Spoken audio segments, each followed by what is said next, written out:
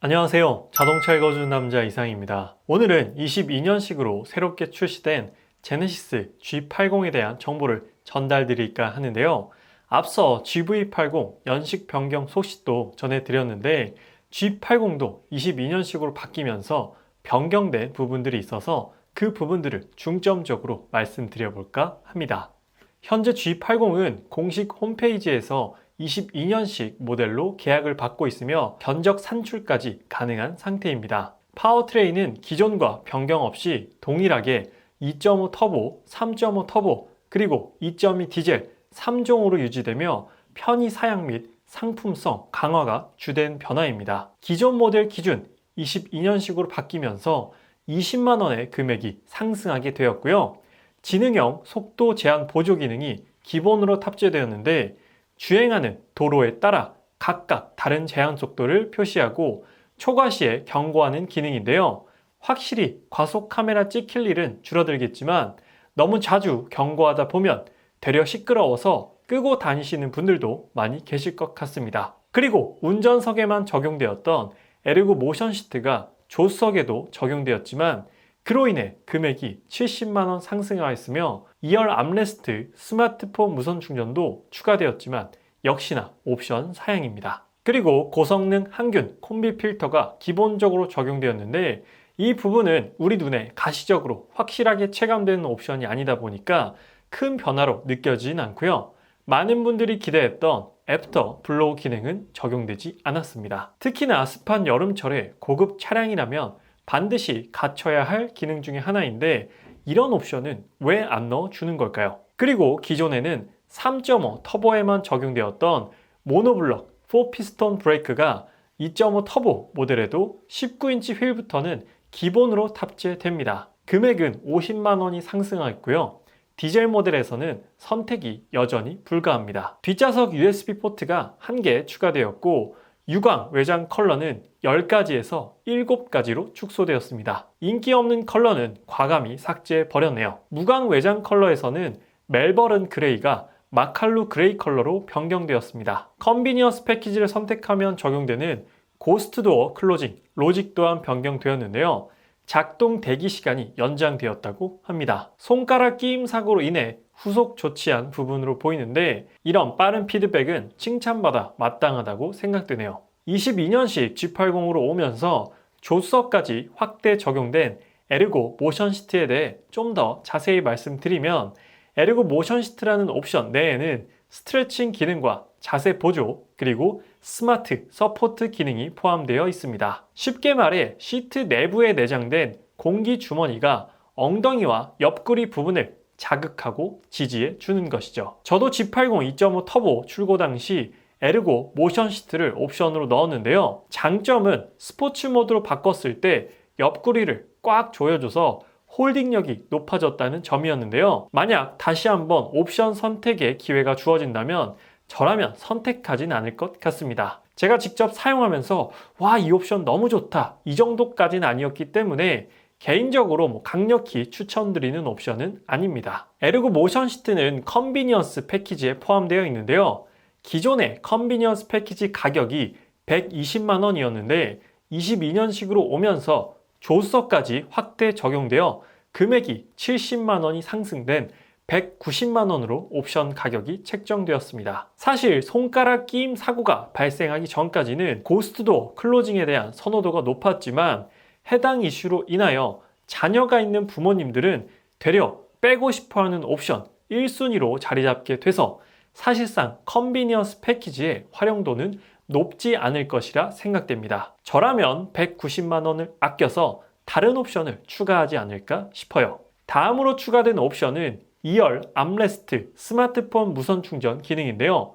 물론 이것도 옵션 사양입니다. 2열 컴포트 패키지 2를 선택하면 포함되는 옵션인데요. 2열 컴포트 패키지 2에는 2열 전동 시트 및 통풍 시트, 뒷좌석 목베개, 스마트폰 무선 충전, 화장 거울이 포함되어 있는 250만 원의 옵션입니다. 저는 주로 혼자 타거나 와이프랑 둘만 타는 경우가 거의 99% 이상이라서 이 옵션을 넣진 않았는데 쇼퍼 드리븐으로 생각하시거나 뒷좌석에 아이들이 탈 일이 많다면 괜찮은 옵션이라 생각되긴 하지만 좀 비싸긴 합니다. 그리고 22년식 변화 중에서 사실상 가장 중요한 부분이 바로 브레이크가 아닐까 싶은데요. 기존에는 3.5 터보 모델에서만 누릴 수 있었던 4피스톤 모노블럭 브레이크가 2.5 터보 19인치 이상 사양에서도 누릴 수 있게 되었습니다. 개인적으로 G80 2.5 터보를 타면서 아쉬웠던 부분 중 하나가 브레이크 성능이었는데 기존 2피스톤에서 4피스톤으로 적용된다고 하니 브레이크 성능에 대한 아쉬움은 확실히 줄어들 것 같습니다. 제 530i M 스포츠 패키지가 250마력의 4피스톤 브레이크인데요. G80 2.5 터보가 304마력인데 2피스톤이었다는 걸 보면 좀 이상하긴 했죠. 당연한 4피스톤 브레이크를 이제서야 넣지 않았나 싶은데 이로 인해 50만원의 금액 상승이 발생했습니다. 기본적으로 넣어줬다면 좋았겠지만 50만원의 금액은 안전과 직결된 브레이크 성능 향상에 있어 합리적인 인상폭이라 생각되긴 합니다. 22년식으로 변경되면서 익스테리어 컬러에도 변화가 생겼는데요. 기존 무광 2종, 유광 10종에서 무광은 그대로 2종으로 유지되었으나 유광 컬러가 7종으로 줄어들었습니다. 무광에서도 변화가 있는데요. 멜버른 그레이 컬러에서 마칼루 그레이 무광 컬러로 변경되었습니다. 유광 컬러에서는 골드 코스트와 그레이스풀 그레이, 로얄 블루가 삭제되었고 카본 메탈 컬러가 삭제되고 마칼루 그레이 컬러가 신규 도입되었습니다. 개인적으로 카본 메탈 컬러 참 좋아했는데 이제는 신차로 만나볼 순 없겠네요. 물론 기업 입장에서는 비인기 컬러 옵션을 삭제하는 게 맞겠지만 G80 풀체인지가 출시되며 인디오더 개념의 마이 제네시스를 도입하여 소비자 입맛에 최대한 맞는 옵션을 제공해주는 프리미엄 브랜드로 자리 잡겠다고 했던 기억이 나는데 이렇게 인기 없다고 삭제해버리면 그 컨셉을 등져버리는 게 아닌가 싶습니다. 그래서 제가 만약 22년식 G80을 구입한다면 어떤 옵션에 어떤 스펙으로 구입할 것인지 G80 2.5 터보를 출고했었던 오너 입장에서 한번 제 경험을 살려 추천드려볼까 합니다. 일단 엔진 같은 경우 저는 다시 또 선택하더라도 2.5 터보를 선택할 겁니다. 300마력이 넘는 출력은 전혀 부족함이 없었고요.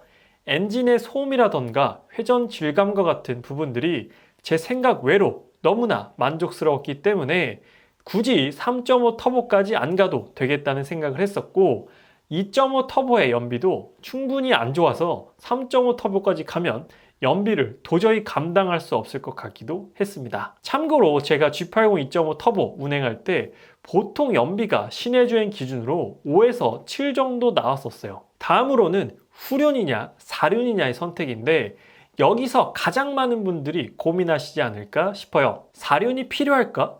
혹은 후륜이 위험하진 않을까 걱정되실 텐데요. 저는 G80을 사륜으로 출고했었고 지금 타고 있는 BMW 530i는 후륜 구동으로 타고 있습니다. 결과적으로 저는 굳이 사륜을 넣어야 할까라는 의견이긴 한데 G80 같은 경우는 꼭 사륜을 넣으라고 추천드리고 싶습니다. 사실 530i는 BMW라는 브랜드의 특징도 그렇고 구입 연령대도 그렇고 후륜 구동으로도 충분히 매력적인 모델이긴 합니다. 하지만 G80의 경우 구입 연령대도 보통 40대 이상 분들이 많이 구매하시고 안정적인 주행 성능을 원하기 때문에 사륜을 넣으시는 걸 추천드리고요.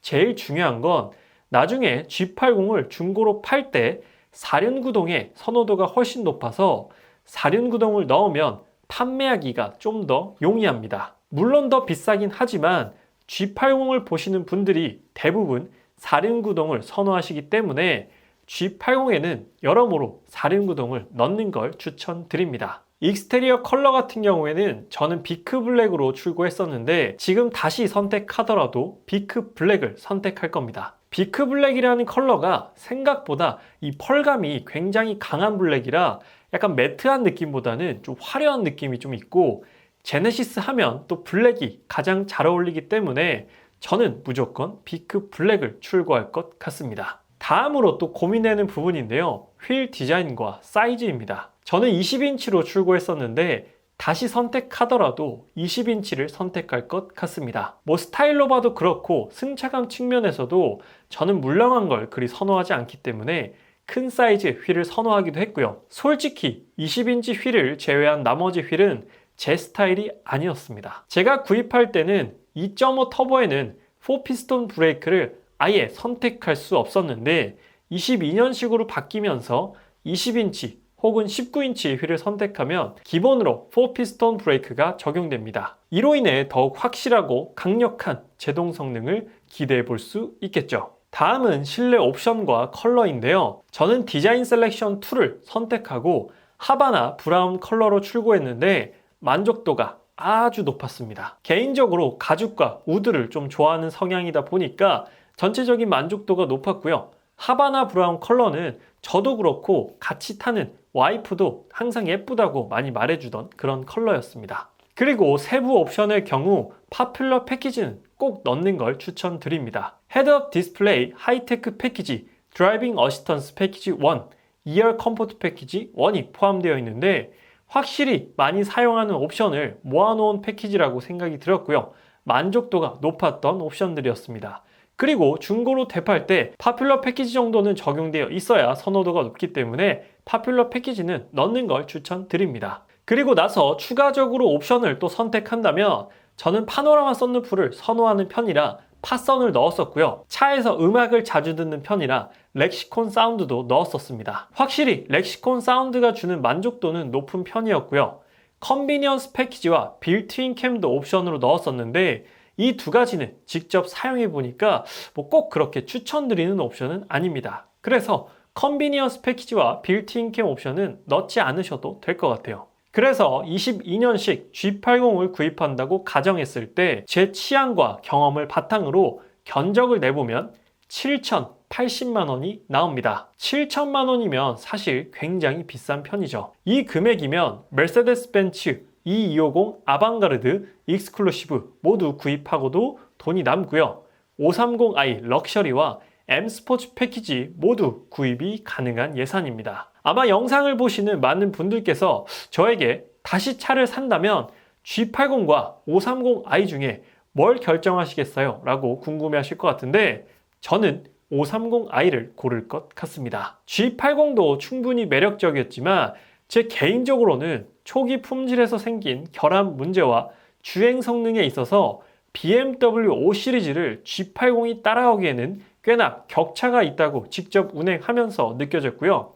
두 차량을 모두 소유해 보니까 제 성향에는 BMW 5 시리즈가 훨씬 잘 맞는 것 같았습니다. 그래서 오늘은 22년식으로 변경된 제네시스 G80에 대한 정보를 전달드렸는데요. G80 같은 경우 디자인도 워낙 잘 나왔고 전체적인 상품성이 이전 모델에 비해 많이 상향되어서 많은 소비자들에게 꾸준히 사랑받고 있는 국내 럭셔리 세단입니다. 비슷한 금액대에 너무도 많은 경쟁 모델들이 있어서 소비자들로 하여금 행복한 고민을 하게 만들지만 동급에서 가장 강력한 출력과 고급스러운 인테리어는 G80이 가진 가장 큰 매력이 아닐까 싶습니다. G80을 비롯해서 앞으로 다양한 자동차 소식 꾸준히 전달될 예정이니까 아직 자동차 읽어주는 남자 구독 안 하신 분들께서는 구독 한 번만 부탁드리도록 할게요. 오늘 리뷰는 여기서 마치도록 하겠습니다. 지금까지 자동차 읽어주는 남자 이상이었습니다. 시청해주셔서 감사합니다.